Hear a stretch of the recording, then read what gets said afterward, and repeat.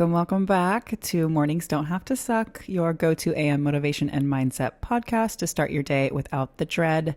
In the short time we have together today, you might just learn something new about yourself or how to approach your day from a new and clever perspective. I am your host, Kaylin, founder of Live Your Clever Life Coaching, and we will jump into it as usual today. The topic that I have prepared for us, I would say it's probably something we don't actively think about often in the way that we're going to today. And that topic today is the importance of believing in your potential. And the reason I say that we usually don't approach it from this angle is I think oftentimes we are just so used to believing that we have limits and that the things we're good at right now are probably the things we're going to be good at. And I want us today to approach it from how much more can I be doing? Or am I truly doing all that I can within my realm of existence? Not necessarily like, am I exhausting myself or am I burning myself out? But am I living the life and am I really living up to my full potential? And I think usually when we hear this, we go, oh, what does that even mean? Because everybody's potential is completely different, right? And it all depends on our approach and our mindset and what we say yes to and things like that and what we say no to. So think about that today as I talk through this. And then, of course, as you go about your day, as you're asked questions, as you are going through the normal things that you do, see if this idea, this topic at all changes your perspective or changes your approach. So first, one thing I think that we forget is your belief will determine your potential. Your belief in yourself, your belief in the world, your belief in the abilities of really everyone around you, that will determine your potential because it determines who you surround yourself with, the things that you try, all that good stuff. One thing I want to pose to you this morning is, what does it mean to not believe in your potential? And I'm going to give you some examples, but I guarantee you that you have someone in your life that if you sent this to them and they listened to it, they'd be like, ouch. And not because it's like offensive, but like, wow, shine the spotlight on me. Why don't you? I don't think a lot of us spend enough time focusing on this. So what does it mean to not believe in your potential? Not trying as hard because you don't feel like it's worth it. Not giving yourself a chance to try. I've been talking about this a lot in my spin classes this last week, and really enabling yourself to try just to see what happens and not making the decision for yourself before you even try. Not seizing opportunities out of fear or just because you don't feel like it, right? When you get comfortable being comfortable, it is really easy to think that you have these big walls in front of you that are stopping you from doing the things that you once wanted to do or doing the things that will make you feel big and powerful and successful. So I want you to think about that today because a lot of us are comfortable being comfortable. The ones who are comfortable being uncomfortable are the ones that you're looking up to without realizing it. So the ones that are starting those businesses, the ones that are reaching for the sky, the ones that are getting famous on whatever XYZ, or the ones that are succeeding in whatever they are trying, those are the ones who are willing to be uncomfortable. And when you're willing to be uncomfortable, a lot of magic can happen because you realize that being uncomfortable isn't a bad thing. And a lot of us have it up here that it is bad. We do not want to be uncomfortable. That is a negative feeling. I don't want that. And that's not necessarily the case. So think about if you are one of the people that is comfortable being comfortable and see if you can push your limit a little bit on that today by having a conversation with somebody you wouldn't usually open up to, applying for a job that you usually wouldn't apply, whatever it may be, right? I'll talk about a couple more things and like actionable things you can do today to kind of push this a little bit more, but just something to think about because like I said, when you are comfortable being comfortable, it's really hard to see potential beyond your current self. So write that question down, send it to somebody who you may believe is stunting themselves because that might flip the script for them or change their mind or open a perspective for them to kind of open up that thought process a little bit. shifting kind of a little bit, not really, but believing in your potential can look a lot of different ways. It can mean a lot of different things, but one example is saying yes to new things. I talk about this a lot, but stepping outside of that comfort zone is the thing that's going to show you how much power you actually have, and that all the chit chatter and all the negativity up here is actually not who you are. It's just your fear talking, right? So saying yes to new things, pushing yourself when you are reaching that limit, or when you're approaching that point where you would usually give up out of pure habit or fear, like I said. See if you can push yourself a little longer. Examples of that: if you're one person, let's say you go to a couple different workout classes and you find yourself picking parts of that class that you really like, and so you settle into a groove. What if you just push yourself a little bit more in those times instead? Another example, at work. I know we all struggle with different things at work. It could be tough conversations. It could be getting there on time. It can be getting over public speaking because you have to do that a lot in work. Whatever it may be, that's an opportunity for you to breathe through it and push yourself a little bit more and show yourself that, whoa, even when I'm panicking inside, I can still do the things that are required of me, or the things that I have told myself I want, right? Like I said, applying for that new job that you feel underqualified for. As somebody who has worked in contingent workforce management for 9 years. I thought it was shorter than that. 9 years. One thing is, if you are applying for jobs that you are 100% qualified for, you are not reaching high enough, because each job you apply for should have some sort of learning element to it. So if you're applying for jobs where you check every single box, that job is probably going to be too easy for you, and it's going to be really easy for you to settle and get comfortable.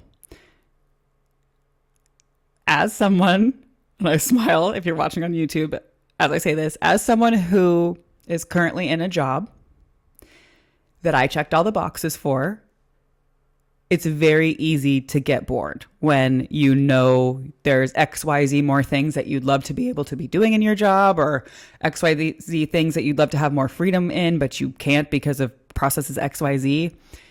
You are halting your potential by doing that. Hence why I have 2 other jobs, right? Hence why I have my own business. Hence why I teach cycling. Hence why I do this, to share more knowledge beyond what I do in my day-to-day, right? When you allow yourself to reach a little bit more, whether it's at work or not, right? I've obviously gone a different route rather than reaching specifically just in my day job, but making sure you are giving yourself the opportunity to grow in whatever you're pursuing. Like I said, if it's a job description, making sure you don't fit everything. Make sure there's 3 to 5 things that you don't have on your resume currently because you want to grow into that. Maybe it's starting your business on the side, right? Maybe it's getting that job as a side hustle because it fills some sort of artistic side of you.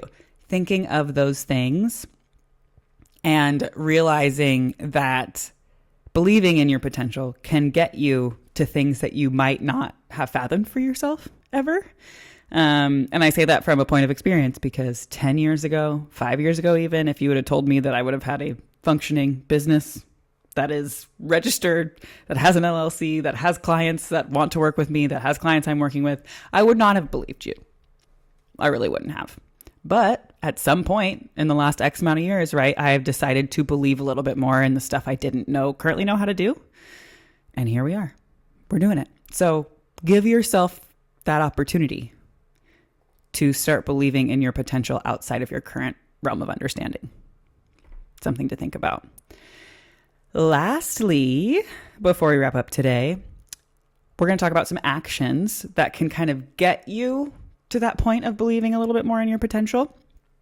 Number 1, I've talked about it before, but showing up for yourself, and showing up for yourself consistently, even if that's just for 60 seconds a day, 5 minutes a day, 30 minutes a day, whatever that is, and whatever action that is, right? Whether you're working out, whether you're meditating, whether you're journaling, whether you're reading a book, whether you're learning something, making sure that you're showing up for yourself and keeping the promises you make to yourself. You know, I like that one. Those little baby steps get you closer to believing in your potential. Another thing, setting small and achievable goals and actively putting in the work to accomplish them. Whether that's you're trying to start to work out again after a break, that can be one of the hardest things to do. And I don't think people really realize it.